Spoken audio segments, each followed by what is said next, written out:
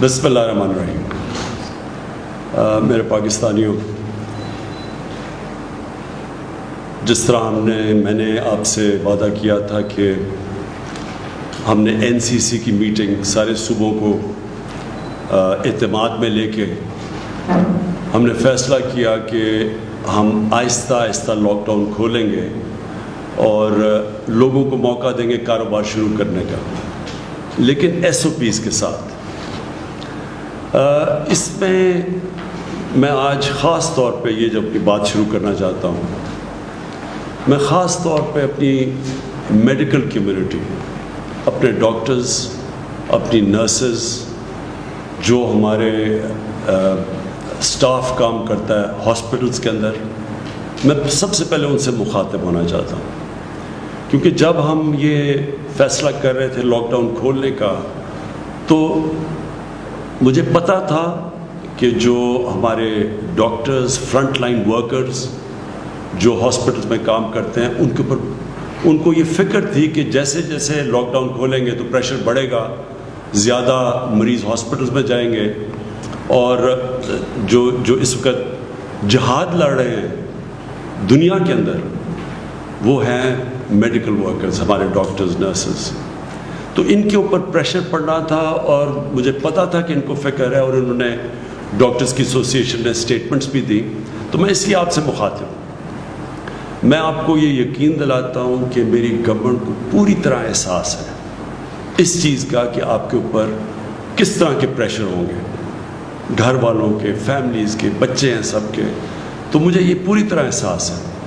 لیکن میں اس لیے چاہتا تھا کہ آپ سے شروع کروں بات کرنا، کیونکہ آپ کا یہ سمجھنا بڑا ضروری ہے کہ یہ جو سارا فنومنا ہے کرونا وائرس کا، اس سے ملک کیسے ٹیکل کرے. کیونکہ ایک ملک کا سربراہ میں بیٹھا ہوں، میری گورنمنٹ، ہمیں ایک طرف کرونا کی طرف دیکھنا ہوتا ہے، اور پھر اس کے سارے معاشرے پہ کیا اثرات ہوتے ہیں ہمیں وہ بھی دیکھنا پڑتا ہے. تو پہلی چیز میں آپ کو یہ کہنا چاہتا ہوں کہ اگر مجھے یہ کوئی یقین دلوا دیتا کہ 1 مہینہ آپ لاک ڈاؤن کریں یا 2 مہینہ لاک ڈاؤن کریں، چلے 3 مہینے بھی کر دیں، اور اس کے بعد کرونا وائرس ختم ہو جائے گی، تو اس سے بہتر تو چیز کوئی نہیں تھی. ہم کسی نہ کسی طرح ہی کر دیتے، 3 مہینے کی تیاری کر لیتے، جو بھی ملکی ریسورسز ہیں وہ لگا دیتے، اپنے والنٹیئرز کے ذریعے کھانا بھی پہنچا دیتے، کوشش کرتے. لیکن جو بھی میڈیکل ایکسپرٹس دنیا میں بیٹھے ہیں، سائنٹسٹ بیٹھے ہیں، وہ سارے ایک ہی بات کہہ رہے ہیں کہ اس سال تک تو کوئی ویکسین نہیں نظر آ رہی. یعنی اگر ہم نے اس کا علاج کرنا ہے کرونا وائرس کا، تو ابھی تک تو کوئی علاج نہیں ہے. وہ تب علاج آئے گا جب ایک ویکسین نکلے گی، وہ اس کے اوپر ریسرچ ہو رہی ہے. لیکن سب یہ کہہ رہے ہیں کہ اس سال تک تو وہ ویکسین نہیں نکلنے لگی. تو اگر اس سال تک ویکسین نہیں نکلنے لگی تو اس کا مطلب کہ کرونا وائرس کہیں جانے نہیں لگی. اگر ہم لاک ڈاؤن بھی کرتے ہیں تو اس سے کیا ہوگا؟ لاک ڈاؤن کا فائدہ یہ ہوتا ہے، کیوں لاک ڈاؤن کا، یہ بھی پھر سے میں لوگوں کو بار بار چیزیں کہتا ہوں، لاک ڈاؤن کا کیا فائدہ ہے؟ کیونکہ یہ وائرس بڑی تیزی سے پھیلتی ہے. جیسے لوگ جمع ہوتے ہیں، جب لوگ اکٹھے ہوں تو اس میں وائرس تیزی سے پھیلتی ہے. اس لیے ہر وہ چیز کریں جدھر لوگ جمع نہ ہوں. اس لیے جو اس کی آخری چیز ہے وہ لاک ڈاؤن ہے. لوگوں کو بند کر دیں، لوگ جمع نہیں ہوں گے، وائرس کا پھیلنا رک جائے گا. لیکن کیا وائرس ختم ہو جائے گی؟ اب دیکھ لیں دنیا میں جدھر لاک ڈاؤن ہے، ووہان پروونس جدھر چائنا نے سب سے کامیاب لاک ڈاؤن کیا تھا، ادھر بھی ایک سپائک آ گئی ہے، وائرس پھر سے آ گئی ہے. ساؤتھ کوریا جس نے لاک ڈاؤن کر کے فلیٹ کرو کر دی تھی، مطلب یہ کہ کوئی نئے کیسز نہیں آ رہے تھے، وہاں ایک دم پھر سے کیسز شروع ہو گئے، ایک اور سپائک آ گئی ہے. سنگاپور میں بھی یہی ہوا.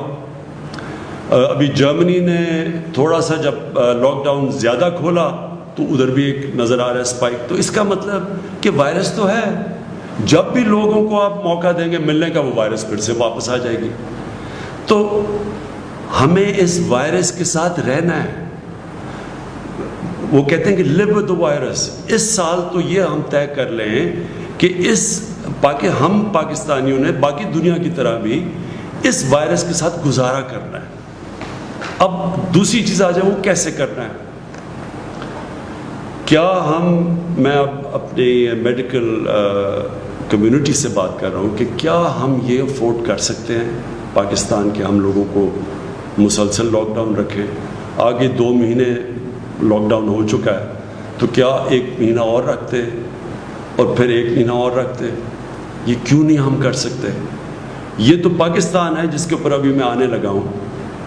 آپ وہ ملک دیکھیں جن کے پاس بے تحاشا پیسہ ہے, اور پیسے کا بھی میں پر موازنہ کر دوں کہ پاکستان نے مشکل سے ہم نے $8 ارب کا اسٹیمولس پیکج دیا اپنے لوگوں کو جو کہ متاثر ہوئے اس لاک ڈاؤن سے, جو بزنسز ہیں.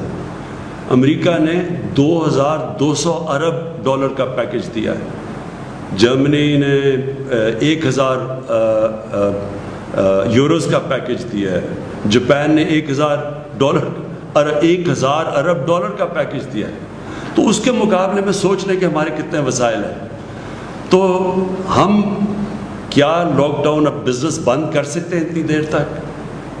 لیکن اس سے بڑا مسئلہ ہے, اور اس سے بڑا مسئلہ یہ ہے, میں یہ ذرا اپنی میڈیکل کمیونٹی کو صرف بتانا چاہتا ہوں کیوں میں پہلے دن, میں یہ آج کہنا چاہتا ہوں کہ میں پہلے دن سے یہ کہہ رہا تھا کہ ہم وہ لاک ڈاؤن نہیں کر سکتے جو یورپ اور امریکہ میں اور یا چائنا نے کیا. ہمارا ایک مسئلہ ہے, وہاں ان ملکوں کے اندر وہ غربت نہیں ہے جو پاکستان میں ہے, اور غربت کے علاوہ جو ہمارے جو مزدور ہیں, جو ورکرز ہیں, جو کام کرنے والے لوگ ہیں, یہ میں آپ کے سامنے اب یہ اسٹیٹسٹکس دینا چاہتا ہوں. ہماری لیبر فورس سروے, یہ پاکستان کی ایک سروے لیبر کی سروے کرتی ہے. 2017 اور 2018 میں ان کی سروے کے مطابق 2.5 کروڑ وہ لوگ ہیں کام کرنے والے, محنت کش لیبرز, جو یا اپنی دن کی یا ہفتے کی تنخواہ کے اوپر ڈپینڈ کرتے ہیں. یعنی وہ اپنے گھر والوں کا پیٹ پالنے کے لیے 2.5 کروڑ ایسے لیبر ہیں, کام کرنے والے ہیں, جو کہ یا دن کی کمائی کے اوپر گزارا کرتے ہیں, اپنے گھر والوں کا پیٹ پالتے ہیں, یا اپنے ہفتے کی کمائی سے کرتے ہیں. یہ وہ 2.5 کروڑ لوگ ہیں. جب کہ ہم نے سب کچھ بند کیا, ان کا یہ سب کچھ بند کر کے یہ گھروں میں چلے گئے.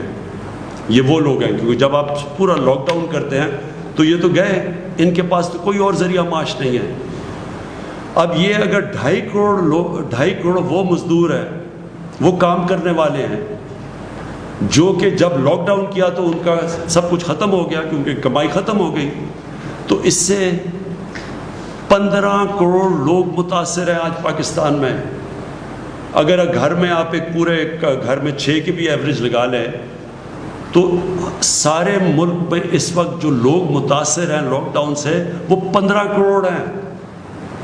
تو میں اپنی میڈیکل کمیونٹی سے پوچھتا ہوں کہ مجھے یہ بتائیں کہ ہم ان کا کیا کریں. کتنی دیر تک ابھی ہم نے بڑی مشکلوں سے, اور ابھی یہاں ثانیہ آپ کو بتائیں گے کہ ہم نے کتنے ابھی تک وہ کام کر چکے ہیں جو ڈیولپ ملک نہیں کر سکے, جس طرح کہ ہم نے لوگوں تک پیسہ پہنچایا ہے جو احساس پروگرام کے ذریعے, جو ہم نے 12,000 روپے پہنچائے ہیں, وہ بھی آپ کو ڈیٹیلز دیں گی, اپڈیٹ دیں گی. تو یہ ہم کتنی دیر کر سکتے ہیں, اور یہ کتنی دیر 12,000 روپیہ ایک خاندان کے لیے کافی رہے گا. تو لہٰذا ہماری یہ مجبوری ہے, یہ احساس ہوتے ہوئے کہ آپ کے اوپر کیا گزر رہی ہے, اور ہمیں ڈاکٹرز کے اوپر پریشر پڑے گا اور کیسز بڑھیں گے. یہ بھی میں آپ کو بھی بتاؤں گا, کیسز بڑھنے ہیں ابھی. یہ ہماری جو ہر روز ہم اپنی کیلکولیشنز کرتے ہیں, ہماری جو NCOC, جو ہمارا جو ایک ایسا, اللہ کا مجھے بڑا فخر ہے اپنے, ہم نے ایک ادارہ سیٹ اپ کیا جو سارے ملک سے, سارے صوبوں سے کوآرڈینیٹ کرتا ہے, جو ہر روز میڈیکل رپورٹس لیتا ہے. ڈاکٹرز ہمارے بیٹھے ہوئے جو اسیسمنٹ کرتے ہیں, انالیسس کرتے ہیں کہ ملک میں کرونا کی کدھر جا رہی ہے, کدھر بڑھ رہی ہے, کس طرح بڑھ رہی ہے, باہر سے کتنی ہے, ہوم گرون پاکستان میں وائرس کتنی پھیلتی جا رہی ہے, وہ پوری اسیس کرتی ہے. پھر ملک کا جائزہ لیتے ہیں, پھر باقی سارے ملک کے چیف سیکرٹری سے چیف منسٹر سے پوری کوآرڈینیشن کر کے ہم چل رہے ہیں، اور یہ بڑا کامیاب ادارہ ہے۔ میں اس کا بھی بتاؤں گا کہ ہماری اسیسمنٹس، ڈیلی اسیسمنٹس کیا ہیں، ہفتے کی کیا ہے، مہینے کی کیا ہیں، لیکن ہمیں پتہ ہے کہ بڑھیں گی، ہمیں پتہ ہے کہ کرونا کے کیسز بڑھیں گے ابھی، لیکن ہمیں یہ بھی پتہ ہے کہ اگر ہم نے آج ان لوگوں کو روزگار نہ دینا شروع کیا تو ہمیں کرونا سے زیادہ یہ لوگ بھوک سے مرنے کا ہمیں زیادہ مسئلہ بنا ہوا ہے۔ مجھے ایز پرائم منسٹر 10 دفعہ سوچتا ہوں ہر روز کہ کس طرح گزارا کر رہے ہوں گے وہ لوگ، وہ سفید پوش لوگ کیسے گزارا کر رہے ہوں گے۔ تو اس لیے میں اپنی میڈیکل کمیونٹی سے یہ کہنا چاہتا ہوں کہ باقی لوگ تو اپنی شاید اکانومی کو بچا رہے ہوں، ہم تو اپنے لوگوں کو بھوک کے مرنے سے بچا رہے ہیں، ہماری مجبوری ہے کہ اب کھولیں۔ تو میں صرف آپ کو اب یہ اپڈیٹ دے دوں، اور تفصیل ابھی بعد میں آپ کو دیں گے۔ ہمارے ساتھ ڈاکٹر ظفر بھی بیٹھے ہیں، ڈاکٹر فیصل، جو ڈاکٹر ظفر آپ کو بتائیں گے کہ جو ڈاکٹرز کے لیے ہم کیا کر رہے ہیں، میڈیکل کمیونٹی کے لیے ہم کیا کر رہے ہیں، کیونکہ ہمیں پورا احساس ہے اور اس کے لیے پورا پروگرام بنایا وہ بتائیں گے۔ اور ڈاکٹر فیصل آپ کو بتائیں گے کہ جب ہم کانسنٹریٹ کر رہے ہیں اس کے اوپر، کرونا کے اوپر، تو باقی بھی پاکستان کے اندر بیماری ہیں، اور ان بیماریوں کا کیا ہو رہا ہے، کیونکہ ساری تو جب کانسنٹریشن ادھر لگی ہے کرونا کی طرف، تو اور بھی پاکستان کے اندر بیماری ہیں جن کا جو نگلیکٹ ہو رہی ہیں۔ بچوں کی امیونائزیشن کیمپینز ہیں، جو بچوں کو ٹیکے لگاتے ہیں، وہ 50% کم ہو گئی ہیں۔ ہمارے پاس پولیو، ایک پاکستان 2 ملکوں میں دنیا میں جدھر ابھی پولیو کی وائرس بھی ہے، اس کی ہم نے کیمپین کرنی، 2 کیمپین۔ ایک طرف ہم کرونا کا تو دیکھ رہے ہیں، لیکن باقی ملک بھی سنبھال رہے ہیں۔ میں صرف آپ کو یہ بتا دوں کہ یہ مجھے خوشی بھی ہے کہ ہماری گورنمنٹ نے پہلے دن سے جس طرح کرونا کے اوپر ہم نے جو ہم نے اسٹیپس اٹھائے، مجھے بڑا فخر ہے اس کے اوپر کہ اللہ کا شکر ہے پاکستان میں وہ چیزیں نہیں ہوئیں جو کہ باہر کی دنیا میں آپ دیکھ رہے ہیں۔ جس طرح کے مسئلے مسائل ڈیولپڈ ملک، امیر ملکوں کے اندر آئے، مجھے اللہ کا بڑا میں شکر ادا کرتا ہوں کہ ہم نے جو بھی سٹیپس اٹھائے اس کی وجہ سے ہمارے ملک میں حالات کنٹرول میں۔ ہماری پروجیکشن کیا تھی، میں نے جب آپ سے 24 اپریل کو آپ کے سامنے آیا تو ہماری پروجیکشن یہ تھی کہ 14 مئی تک پاکستان میں جو کیسز، کرونا کے کیسز جو انفیکٹڈ ہیں، جو پازیٹیو کیسز ہیں، وہ ہونے تھے 92,695، اور جو اموات ہونی تھی، جو فوتیاں ہونی تھی اس کی وجہ سے، کرونا کی وجہ سے، وہ 1,324 ہونی تھی۔ یہ ہماری 24 اپریل کو پروجیکشنز تھی۔ 52,000 ہماری انفیکشنز ہونی تھی، اور جو اموات ہونی تھی وہ 1,324۔ اب 14 مئی جو ہم نے جو پرسوں گزری، اس میں ہمارے کیسز انفیکٹڈ کتنے ہیں؟ 35,700، اور ہماری فوتگیاں ہوئی ہیں 770۔ تو اللہ کا شکر ہے کہ ابھی تک جو پروجیکشنز تھیں، اور یہ دنیا کے سے موازنہ کیا جاتا ہے کہ دنیا میں جس طرح کرونا بڑھتی گئی یا جو پیک کرتی گئی اس کے مقابلے میں، تو اللہ کا شکر ہے کہ ابھی تک ہم پروجیکشن سے نیچے جا رہے ہیں، اور ہمارے ابھی بھی جو ہاسپٹلز ہیں ان میں جگہ ہیں، ہمارے پاس وہ پریشر نہیں پڑا جو کہ ہاسپٹلز پہ پڑنا چاہیے۔ لیکن میں یہ آپ کو کہہ دوں کہ یہ بڑھیں گے کیسز، یہ ہم مینٹلی پریپیئر رہیں، لیکن ہم جو ابھی تک ہماری پلاننگ ہے، ہم انشاءاللہ ہماری جون کے اینڈ تک ہماری جو ہاسپٹل فیسلٹیز ہیں، وہ اب تک ہم دیکھ رہے ہیں، وہ انشاءاللہ یہ اس کا یہ جو ہماری انفیکشنز ہوتی رہیں گی، اور اس کے مطابق جتنے لوگ ہاسپٹل میں جائیں گے۔ اور آپ کو پھر سے میں یاد کرا دوں کہ کرونا جو وائرس کی جو ہم ایسٹیمیٹ کرتے ہیں کہ ہر 100 مریض میں سے، ہر 100 وہ لوگوں سے جن کو انفیکشن ہوتی ہے، ان میں سے صرف 4 یا 5 کو ہاسپٹل جانے کی ضرورت پڑتی ہے۔ تو ڈر یہ ہوتا ہے کہ جب اتنی زیادہ، جب 50,000 سے زیادہ جب کیس بڑھتے جائیں گے تو وہ لوگ جنہوں نے ہاسپٹل جانا ان کی بھی تعداد بڑھتی جائے گی، اور وہ پریشر پڑ جائے گا ہمارے ہاسپٹل کے انٹینسو کیئر کے اوپر. ہاسپٹل میں وہ جدھر وینٹیلیٹر کی ضرورت پڑتی ہے اور انٹینسو کیئر کی ضرورت پڑتی ہے. تو وہ بھی بعد میں آپ کو ڈاکٹر ظفر بتائیں گے کہ اس کے لیے ہم کیا کیا تیاریاں کر رہے ہیں، مسلسل اپنی کیپیسٹی بڑھانے کی کیا کیا کوششیں کر رہے ہیں. کیونکہ یہ جو انٹینسو کیئر ہوتا ہے، جس کا ایک بسترا جو انٹینسو کیئر کا ہوتا ہے، اس کے اوپر ایک کافی اسپیشلائز ٹریننگ کی ضرورت ہوتی ہے. ہر کوئی نرس جا کے وہ انٹینسو کیئر میں وہ ٹریٹمنٹ نہیں دے سکتا جو کہ صرف اسپیشلسٹ دینے ہوتے ہیں. تو اس کے لیے وہ آپ کو بتائیں گے وہ کیا کیا قدم اٹھا رہے ہیں. اب آگئی بات کہ ہم نے اب ملک میں کیا کیا چیزیں کھولی. میں حماد اظہر بیٹھے ہوئے وہ ابھی آپ کو بتائیں گے کہ ہم کیسے کاروبار کے مختلف چیزیں اب کھولتے جا رہے ہیں ایس او پیز کے ساتھ. اور وہ جو ایس او پیز ہے، یہ میں پھر سے آپ کو کہہ دوں، ایس او پیز کا مطلب یہ ہے کہ جو بھی کاروبار کھولے گا ان کے جو مالک ہوتا ہے اس کے اوپر ہم ذمہ داری دے دیں گے کہ آپ نے یہ قدم اٹھانے ہیں، یہ شرائط ہے جس کے اوپر چل کے آپ نے اپنی فیکٹری کھولنی ہے یا آپ نے اپنی دکان کھولنی ہے، تو آپ کو یہ قدم اٹھانے پڑیں گے. میں آپ سب سے پھر سے اپیل کرتا ہوں، یہ بہت ضروری ہے آپ کو ان ایس او پیز کے اوپر چلنا. ساری قوم کو میں کہتا ہوں، وہ اس لیے کہ دیکھیں، اگر اب یہ جو ہم آہستہ آہستہ یہ جو لاک ڈاؤن اٹھا رہے ہیں، اگر ایک دم اس سے زیادہ بڑھتے ہیں کیسز، تو ہو سکتا ہے جن ایریاز میں کیسز بڑھتے ہیں ہمیں پھر سے ان کو لاک ڈاؤن کرنا پڑے. اگر ہم نے مثلاً دیکھا کہ کہیں فیکٹری کے اندر کیسز بڑھ گئے ایک دم، تو فیکٹری کو بند کرنا پڑے گا. تو آپ سب کو، جو مالک ہیں فیکٹری کے، آپ کو نقصان ہوگا، آپ کے لیبر کو نقصان ہوگا. اسی طرح اگر ہم اب دکانیں کھول رہے ہیں تو میں سارے دکانداروں کو کہوں گا کہ اس کے اوپر جو ایس او پیز ہیں ان کے اوپر پلیز عمل کریں. آپ اپنے اوپر ڈسپلن کریں، ذمہ داری لیں، کیونکہ آپ جو ذمہ داری لیں گے وہ موقع دیں گے ہم سب کو کہ اس ملک کو آہستہ آہستہ کھولنے کا، تاکہ کاروبار شروع ہو، تاکہ لوگوں کو روزگار ملے.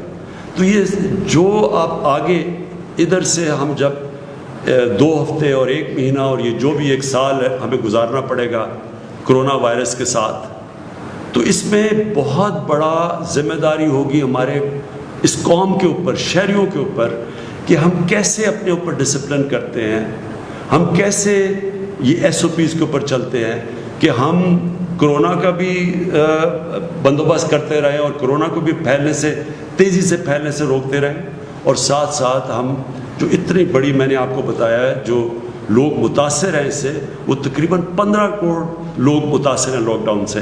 تو وہ بھی ان کو بھی ہم نوکریاں ملتے رہیں، وہ بھی کام کرتے رہیں، کیونکہ کوئی بھی ہم 15 کروڑ لوگوں کا دھیان نہیں رکھ سکتے، ہمارے پاس وسائل ہی نہیں ہیں. وہ صرف تب ہوگا جب ان کو نوکریاں ملیں گی، اور وہ نوکریاں ملیں گی، کاروبار چلے گا. تو کاروبار جب ہم کھول رہے ہیں تو میں پھر سے بار بار آپ سے اپیل کرتا رہوں گا کہ آپ نے بڑی احتیاط کرنی ہے.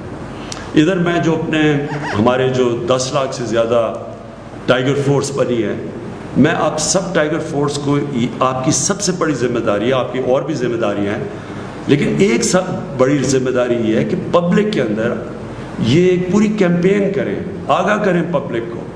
آپ جا کے لوگوں کو ذمہ داری کا احساس دلوائیں کہ جب تک پبلک خود احتیاط نہیں کرے گی، کوئی گورنمنٹ کچھ نہیں کر سکتی. ہمارے پاس اتنی نہ پولیس ہے، نہ اتنے جیل ہیں، ہم زبردستی نہیں کر سکتے. یہ آپ کو پوری طرح اس کے اوپر عمل کرنا پڑے گا. جو میں 2 اور چیزیں کہنا چاہتا ہوں. ٹرانسپورٹ، ابھی تک ہمارے کئی صوبوں کے اندر یہ خدشہ ہے کہ اگر ٹرانسپورٹ کھولیں گے، ڈسٹرکٹ میں انٹر ڈسٹرکٹ کی ٹرانسپورٹ کھولیں گے تو وائرس زیادہ تیزی سے پھیل جائے گی. میں پھر سے، کیونکہ ہم سارا کنسنسس سے فیصلے کرتے ہیں، ہماری NCOC ہر روز ملتی ہے، اور پھر NCCs میں جدھر سارے وزیر اعلیٰ اور چیف سیکرٹریز ہوتے ہیں، ہم سب بیٹھ کے سارے فیصلے کنسنسس سے ہوتے ہیں. وہ جماعتیں ہیں جو اپوزیشن میں بھی ہیں, جو ہمارے ساتھ نہیں ہیں, ہم سب کو اپنے یعنی کوئی فیصلہ یہ نہیں کرتے کہ جدھر ہم یہ سمجھیں کہ کوئی ایک صوبہ نہیں مان رہا, تو کنسنسس سے فیصلے ہوتے ہیں. اس لیے ابھی تک پوری طرح ٹرانسپورٹ کے اوپر فیصلہ نہیں ہو سکا, کیونکہ ایک دو صوبوں کے یہ خدشات ہیں کہ اگر آپ کھولیں گے ٹرانسپورٹ تو یہ وائرس پھیل جائے گی. میرا اس کے اوپر یہ ہے کہ دیکھیں, ہم جو بھی قدم اٹھائیں پہلے یہ سوچیں کہ ہمارا جو سب سے غریب طبقہ ہے اس کی ہم مدد کیسے کر سکتے ہیں, کیونکہ اس کرونا وائرس میں جو آج سب سے مشکل میں ہے وہ ہمارا غریب طبقہ ہے. تو جو ٹرانسپورٹ ہے, جو پبلک ٹرانسپورٹ ہے, وہ تو ایک غریب آدمی کی ٹرانسپورٹ ہے. ہم تو ہماری طرح کے لوگ تو گاڑیوں میں پھر رہے ہیں ابھی بھی, ہم تو کہیں بھی جا سکتے ہیں اپنی گاڑیوں میں, لیکن ایک غریب آدمی, ایک مزدور, وہ تو جس کے پاس گاڑی نہیں ہے اس کے لیے تو پبلک ٹرانسپورٹ چاہیے. تو جب ہم پبلک ٹرانسپورٹ بند کرتے ہیں تو ہم یہ یاد رکھیں کہ ہم ایک غریب کی زندگی مشکل میں ڈال رہے ہیں. کئی دفعہ اس کو ٹرانسپورٹ چاہیے ہوتی ہے کام کرنے کے لیے, دیہاتوں کے لیے اس کو کہیں جانا ہوتا ہے, کہیں مزدوری کرنی ہوتی ہے, کہیں وہ فیکٹریوں پہ جا رہا ہوتا ہے, اب کنسٹرکشن سائٹ پہ جا رہا ہوتا ہے. تو جب ہم ٹرانسپورٹ بند کرتے ہیں سمجھ جائیے کہ ہم سب سے زیادہ نقصان اپنے غریب آدمی کو پہنچا رہے ہیں. اس لیے میں پھر سے سب سے ریکویسٹ کرتا ہوں کہ پبلک ٹرانسپورٹ کھول دیں. اگر امریکہ جیسی جگہ جدھر 2,000 لوگ دن میں مر رہے ہیں انہوں نے اپنی پبلک ٹرانسپورٹ نہیں بند کی, اگر یورپ جدھر یورپ کے اندر ایک دن کے اندر 800 لوگ, ابھی بھی 500 لوگ مر رہے ہیں, انہوں نے اپنی پبلک ٹرانسپورٹ بند نہیں کی, ایئر ٹریول بند نہیں کی, ہم نے کیوں یہ بند کر کے رکھ دی ہے؟ اور ہمیں پتہ ہونا چاہیے اس کا اثر پڑے گا, اس کی اکانومی پہ بھی اثر پڑ رہا ہے, لیکن سب سے زیادہ اس کی غریب آدمی پہ اثر پڑ رہا ہے. تو میں پھر سے آپ کو ریکویسٹ کروں گا کہ آپ یہ کھول دیں. میں آخر میں جو پہلے اپنی, پھر میں چاہوں گا کہ میری ٹیم آپ سے بات کر لے. جو آخر میں بات کرنا چاہتا ہوں کہ مزدوروں کے لیے جو مجھے سب سے زیادہ احساس ہے کہ ہمارے لوگ جو بے روزگار ہوئے ہیں, میرا جو پرائم منسٹر کا جو ریلیف فنڈ ہے, جس طرح میں نے پچھلی باری آپ کو بتایا, اس کا صرف اور صرف مقصد یہ ہے کہ جو لوگ ہماری ویب سائٹ کے اوپر بتا دیں گے کہ جی میں بے روزگار ہوا ہوں اس دور کے اوپر, اور صرف ایک بتا دیں گے کدھر کام کرتا تھا, بے روزگار ہوا ہوں, تو ان کو بھی میں اپنے فنڈ سے پیر سے منڈے سے کیش ٹرانسفر کر رہا ہوں, جس طرح کے احساس پروگرام کے ذریعے کیے جا رہے ہیں. تو میری پیر سے جو ہماری اب تک آ چکے ہیں, ہمیں ان لوگوں کے ثبوت آ چکے ہیں, ہم نے ویریفائی کیے ہیں, ہمارے پاس ڈیٹا ہے نادرا کا, ہم چیک کرتے ہیں, وہ چیک کر کے جو کوالیفائی کر چکے ہیں ان کو منڈے سے پیسہ ملنا شروع ہو جائے گا جو پرائم منسٹر ریلیف فنڈ سے. اور میرا جو سارا فنڈ ہے وہ صرف اور صرف ان بے روزگاروں کے لیے پیسہ دیتا رہے گا جب تک انشاءاللہ 1 مہینے تک. ہماری امید یہ ہے کہ جس طرح ہم چلتے جائیں گے, اور انشاءاللہ اگر ہمارے کیسز زیادہ تیزی سے نہ بڑھے تو انشاءاللہ ہم اپنے کاروبار کھولتے جائیں گے اور لوگوں کو روزگار ملتا جائے گا. خاص طور پہ کنسٹرکشن میں ہم نے کنسٹرکشن کی انڈسٹری کو خاص طور پہ کوشش کی ہے ہر قسم کا انسینٹو دیں تاکہ کنسٹرکشن شروع ہو, اور اس کا مقصد یہ ہے کہ زیادہ سے زیادہ لوگوں کو, مزدوروں کو روزگار ملے. ہم سب جانتے ہیں, دنیا اس وقت جانتی ہے کہ جو اس وقت فرنٹ لائن کا مطلب یہ ہے کہ جو بالکل فرنٹ لائن پہ کھڑے ہو کے جنگ لڑ رہے ہیں وہ ہمارے ڈاکٹرز, نرسز اور جو میڈیکل سٹاف ہے. جتنی بھی ہم آپ کو یہ ایشورٹی دلوا سکیں کہ اس میں گورنمنٹ قوم ساری آپ کے ساتھ کھڑی ہے, یعنی آپ کو اندازہ نہیں ہے کہ لوگ کتنا اپریشیٹ کر رہے ہیں. یہ اصل میں یہ جہاد ہے جو آپ کر رہے ہیں. تو میں صرف جو ہماری تیاریاں یعنی جب سے یہ کرونا شروع ہوئی, پاکستان کا جو ہیلتھ سسٹم تھا ہم سب جانتے ہیں بدقسمتی سے کہ وہ کافی پیچھے رہ گیا, کہ جس ملک کے حکمران اپنا چیک اپ بھی باہر دنیا میں کروانے جاتے ہیں اس ملک کا ہیلتھ سسٹم ڈیولپ نہیں ہو سکتا. اس لیے جو ہم نے تب سے کام کیا اپنے ہیلتھ سسٹم کے اوپر, جو کیپیسٹی بڑھائی, جو ہم نے ٹیسٹنگ کیپیسٹی یہ پہلے تھی نہیں, پھر جو ICU اس کی کیپیسٹی بڑھائی, اور اب جو ہم کرنے جا رہے ہیں اپنے ڈاکٹرز کے لیے, یہ میری گورنمنٹ کے اوپر سب سے بڑا بوجھ پڑا ہوا ہے. ایک تو کہ اس ملک کا جو غریب لیبر طبقہ, دہاڑی دار, جو ان کے اوپر گزر رہی ہے, اور ابھی جو ڈاکٹر ظفر نے بات کی کہ یہ جتنی بیماریاں اس وقت پاکستان میں جو جانیں لیتی ہیں، مثلاً یہ گندے پانی پینے کی بیماری سے بچوں کو، یا بیچاری جو خواتین جو پریگننسی پہ مرتی ہیں، اور یا یہ جو ٹی بی کی بات کی، اور یہ پولیو، یہ سارا غریب طبقے کے اوپر بوجھ پڑتا ہے. اور جتنی ہم غربت بڑھتی جائے گی، اور یہ لاک ڈاؤن کا مسئلہ یہ ہے کہ اس سے پاکستان میں غربت بڑھتی جا رہی ہے، اور ساری دنیا میں جن غریب ملکوں کے اندر اس سے غربت بڑھتی جا رہی ہے. تو جب غربت بڑھے گی تو ان بیماریوں سے اور زیادہ ہمیں فکر ہے کہ ہمارے غریب طبقے میں اموات ہوں گی. لیکن اس کا جو دوسری چیز ہمیں مشکل میں پڑے ہوئے ہیں وہ ہے ایجوکیشن. ہمارے بچے اسکولوں میں نہیں جا رہے، یونیورسٹی اسٹوڈنٹس ان کا ٹائم ضائع ہو رہا ہے، اور جو ایک ملک تو بڑھتا ہی تعلیم کی وجہ سے آگے. تو اس میں صرف آپ کو بتانا چاہتا ہوں کہ مسلسل اس کے اوپر بھی بات چیت ہو رہی ہے باقی صوبوں سے کہ ہم نے اب یہ کیا کرنا ہے، کیسے کھولنا ہے. امپورٹنٹ ہے کہ ہم، جس طرح میں نے کہا کہ یہ سال تک تو اب کرونا کے ساتھ ہم نے رہنا ہے، یہ کرونا کہیں جانے نہیں لگی ایک سال تک. تو اس میں ہم نے اب سوچنا ہے، طریقے اختیار کرنے ہیں کہ ہم نے اب اس کا کیسے رہنا ہے. اپنے بچوں کو تعلیم بھی دینی ہے تو وہ پھر اور طریقے سوچنے پڑیں گے.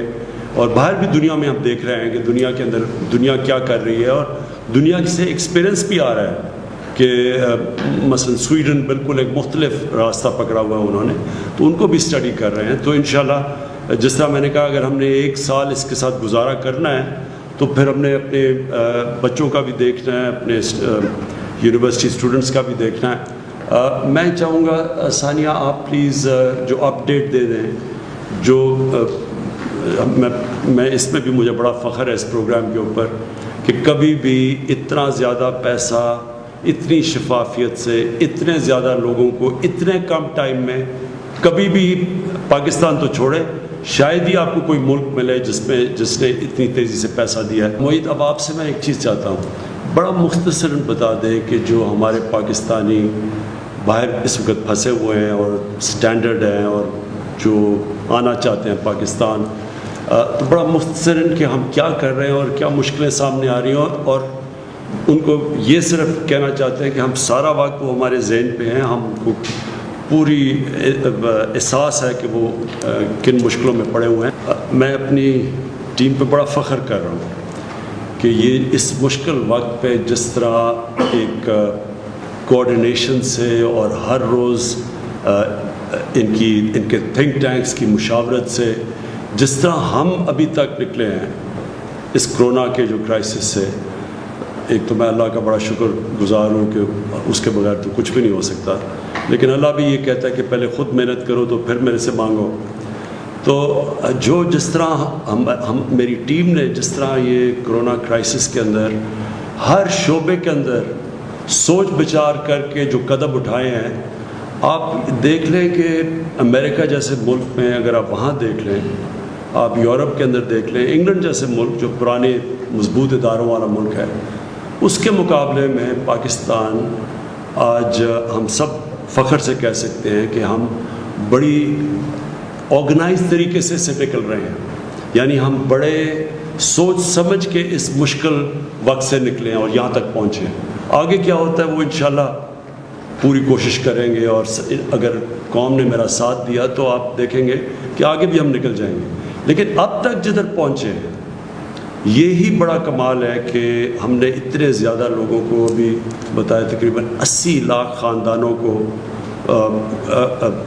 پیسہ پہنچا دیا اس مشکل وقت میں. اگر یہ پیسہ اگر ہمارے پاس اس طرح کی آرگنائزیشن نہ ہوتی جو احساس کی تھی تو آج کیا حالات ہونے تھے آپ اندازہ خود لگا سکتے ہیں کہ اگر دیہڑی دار بے روزگار ہو جاتا ہے تو اس کے گھر میں ہفتے کے بعد تو فاقہ ہوتا ہے. دوسری چیز جو مجھے بڑی خوشی ہے کہ ہم نے کیونکہ کوآرڈینیشن رکھی اور ہمیں شروع سے فکر تھی کہ کھانے پینے کی سپلائی لائن نہ افیکٹ ہو، تو آج آپ دیکھ لیں کہ اس برے وقت میں رمضان کے اندر بھی قیمتیں نہیں بڑھی. رمضان جیسے وقت میں جب عموماً اچھے دنوں میں بھی قیمتیں اوپر چلی جاتی ہیں، کیونکہ یہ مسلسل چیک کیا جا رہا تھا. اللہ کا شکر ہے کہ آج آپ دیکھیں کہ کرونا وائرس کے ہوتے ہوئے جدھر ساری دنیا میں ڈسرپشن ہوئی ہے، اللہ کا شکر ہے کہ قیمتیں بھی نہیں بڑھی. اور میں اپنی اکنامک ٹیم کو بھی یہ بھی داد دیتا ہوں کہ جو پٹرول اور ڈیزل کی جو انٹرنیشنلی تیل کی قیمتیں گری، ہم نے اپنے لوگوں کے لیے سب سے کم آج قیمتیں پٹرول اور ڈیزل کی پاکستان میں. سارے بر صغیر میں دیکھ لیں 40-50% زیادہ پٹرول اور ڈیزل مہنگا ہے پاکستان کی بنسبت. تو لوگوں کے لیے آسانیاں پیدا کرنے کے لیے وہ بھی نیچے کی. بجلی کا انہوں نے جو ابھی حماد نے بات کی کہ چھوٹے اسمال اور میڈیم انڈسٹری کی مدد کی، اور جس طرح ہماری جو میڈیکل ایکسپرٹس انہوں نے جیسے جیسے ہمیں گائیڈ کیا اور اسی طرح ہم چلتے رہے، اور ہم نے یعنی قوم کو آگاہ کرتے رہے، ہر وقت پوری ڈیٹیلز دیتے رہے، کتنی اموات ہیں، کتنے لوگ وینٹیلیٹر پہ ہیں، کتنے ہیں. ایک پورا نیشنل کوآرڈینیشن کی جو پہلے بالکل نہیں تھی. اور انشاءاللہ جس طرح ہم جا رہے ہیں، میرا یہ ایمان ہے کہ ہم بڑی ایک مضبوط قوم بن کے نکلیں گے.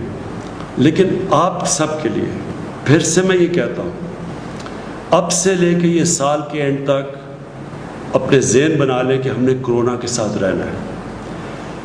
کتنی کامیابی سے یہ قوم نکلتی ہے اس کرائسس سے آپ کے اوپر ڈپینڈ کرتا ہے. آپ جتنے ذمہ دار ہوں گے اس مشکل وقت میں، آپ جتنی احتیاط کریں گے. اور میں جو ٹائیگر فورس ہے، میں خاص طور پہ آپ کو کہنا چاہتا ہوں کہ آپ کو نکلنا چاہیے اور لوگوں کو احساس دلوانا چاہیے. پتہ ہے کہ کرونا جب لوگ جمع ہوں گے تو کرونا پھیلنے کے چانسز زیادہ ہیں. تو ہم اپنی ذہن حکمت استعمال کر سکتے ہیں. ہم ہر کام کر سکتے ہیں اگر ہم عقل سے کریں. اور کیونکہ ہمیں اس وائرس کے ساتھ رہنا ہے، کیونکہ ہمیں پتہ ہے کہ جب تک ایک ویکسین نہیں نکلتی اس وائرس نے یہیں رہنا ہے، اس لیے ہم جتنی احتیاط کریں گے ہم اپنے معاشرے کے لیے آسانیاں پیدا کریں گے. کیونکہ جب لاک ڈاؤن ہوتا ہے، اب میں نے شروع میں بھی آپ کو کہہ دیا، ہم غربت بڑھاتے ہیں اپنے معاشرے، ہم غریبوں کو اور نیچے دھکیل دیتے ہیں. تو اس لیے ہمارے اوپر ذمہ داری ہے کہ ہم ایک غریبوں کو بھی پروٹیکٹ کریں. دوسری چیز، جتنی ہم احتیاط کریں گے، ہمیں پتہ ہے، یہ بھی پتہ ہے کہ یہ بوڑھوں کو، بزرگوں کو یہ زیادہ افیکٹ کرتی ہے.